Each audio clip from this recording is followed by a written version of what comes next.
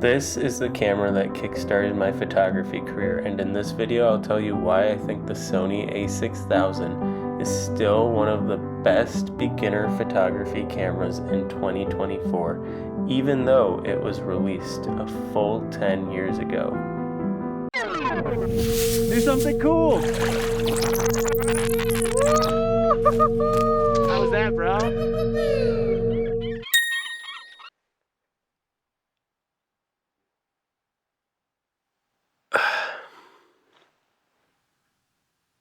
Sometimes you just draw a blank on what you were going to say. Happy February and welcome back to yet another Nabil Qasim special. It's so nice to see all of your beautiful faces back here again. My name is Nabil Qasim, and on this channel you'll hear me talking about cameras, photography, and filmmaking, amongst other things that I tend to be interested in. In today's video, I want to share about my Sony A6000, which was my first professional mirrorless camera that I got, and it played an instrumental role in kickstarting my photography career. I bought it from my brother used at an excellent deal at the time, just a few years ago, and I'm so glad I did, because this camera right here helped me build the foundation for my career. And today I want to share with you why I still think that it's a strong contender when it comes to choosing your first camera as a beginner photographer. So I'll be sharing a little bit about the technical specifications and also some of my thoughts that I've liked and disliked about this camera when it comes to photography and videography. So let's get into the technical specifications. It's got a 24 megapixel crop sensor, and it comes with a 24 to 55 millimeter kit lens. If you buy it with the kit lens, you can also purchase it as a base model and get any of Sony's E-mount interchangeable lenses. I would recommend the latter because I found that the 16 to 55 millimeter, while it was nice and portable and had some pretty good range as a telephoto, the sharpness and the clarity with that lens was a little bit weak compared to other lenses. Right now, I pretty much have this lens on it all the time, which is the 18 to 105 millimeter f4 power zoom lens. This lens has some really nice range, so I can do some wide angle shots, but also get up really close with the 105 millimeters. When it comes to having an APS-C crop sensor, what's also nice about that is you have a 1.5x crop. So when you think about a 18 millimeter range, it's more like a 24 millimeter range. On top of that, this camera can shoot at 11 frames per second in burst mode with photography, and if you're shooting videos, it can shoot full HD 1080p 60 frames per second. The camera comes with a 3-inch LCD screen on the back that goes up to a 90-degree angle, as you see here, and you can also flip it down. It also has this nice viewfinder, which makes it a great photography camera, and it comes with the Sony multi-interface hot shoe.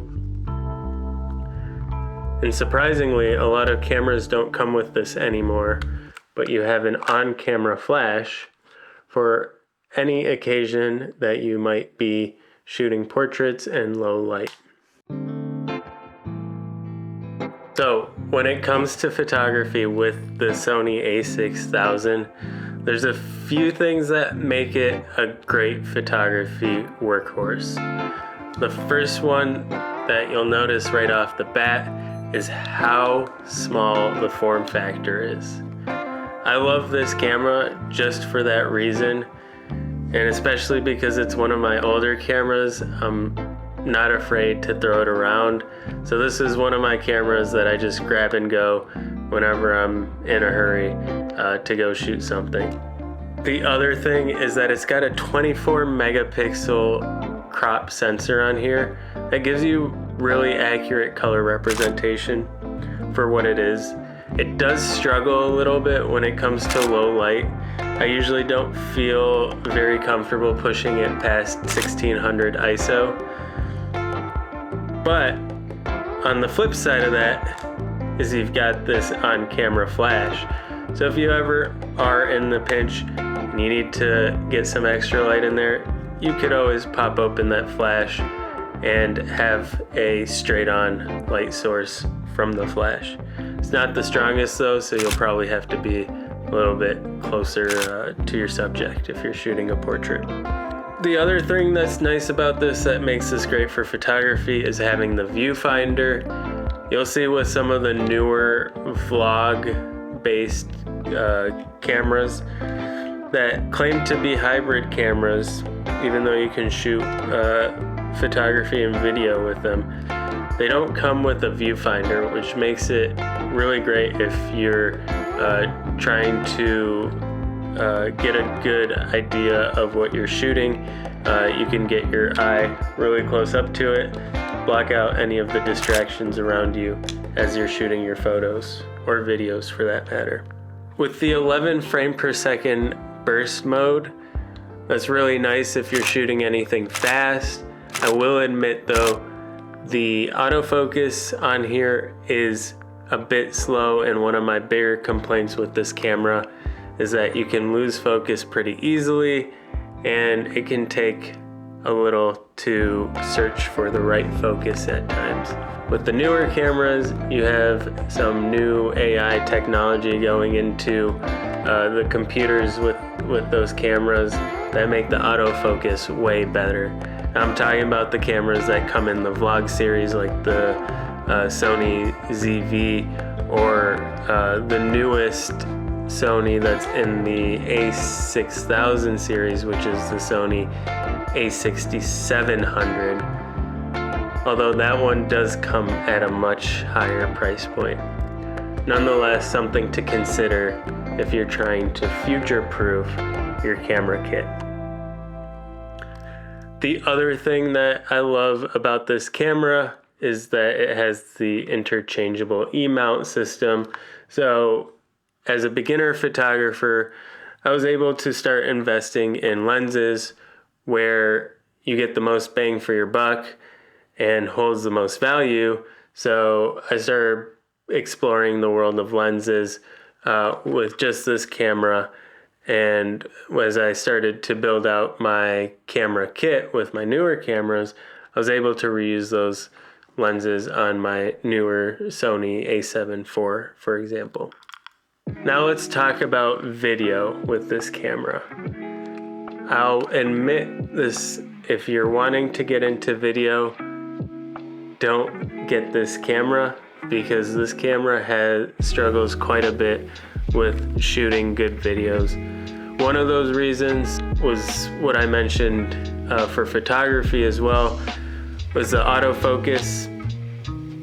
Because the autofocus is a little bit slower and it struggles to find the right focus at times, you get a lot of focus breathing as well.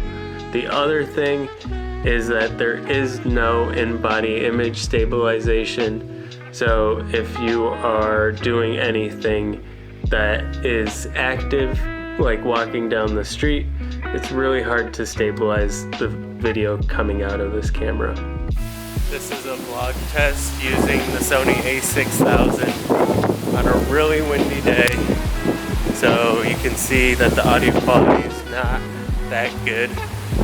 And other than that, the video is pretty good. It might be a little bit shaky because there's no in-body image stabilization, but it's doable if you're in a pinch. And there also isn't any audio input for this camera, so you're limited to just using any of Sony's proprietary peripherals using the multi-interface hot shoe. I really just use the camera audio for being able to sync up another audio source in post. So overall, I've found this camera to be great for learning beginner photography. I've always had it set in manual and made, at this point, probably thousands of mistakes with setting my exposures right. But had I not struggled through that whole period in my photography career, I would not be at the point where I am right now, really understanding how to take a good exposure in manual mode. A lot of people would argue that you could just use the auto mode and have the camera decide all of your manual settings for you. But I do think that you lose a little bit of the creative touch when you do that, especially if you plan to edit these photos in some third-party software like Lightroom and you want to play around with the colors. If I'm using this camera professionally, say I'm shooting a wedding or something, this is a strong contender in my kit if I need a backup camera or having a second camera to shoot on. I can throw another lens on here with the crop sensor, say my 70 to 200, and I can get an extra bit of range going all the way to 300 millimeters with that crop sensor at 200 millimeters on a full frame sensor. And because the color representation on here is really good, if I have a great lens on here that's really sharp, I can get some beautiful looking photos coming out of this camera.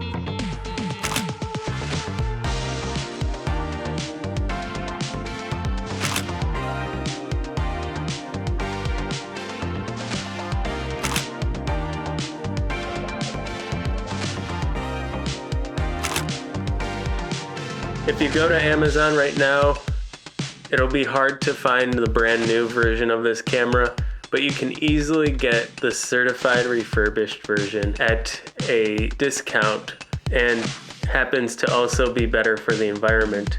At the base model version without the kit lens, $550. And with the kit lens, that'll run you just over $600. What I would recommend is to get the base model and then find another APS-C lens that you like after researching various options. For example, because I do video, I decided to go with this 18 to 105 millimeter power zoom lens that I can also throw on my FX30, for example, which is also a crop sensor video camera. And now this lens has a dual purpose for me. So that's something to think about when you're buying your lenses in combination to go with your Sony A6000. I hope this video was helpful for you if you're considering purchasing the Sony A6000 or want to learn more about it. If you have any other questions, please feel free to let me know in the comments below. And thank you for tuning in to yet another Nabil Qasim special. Until next time, peace out.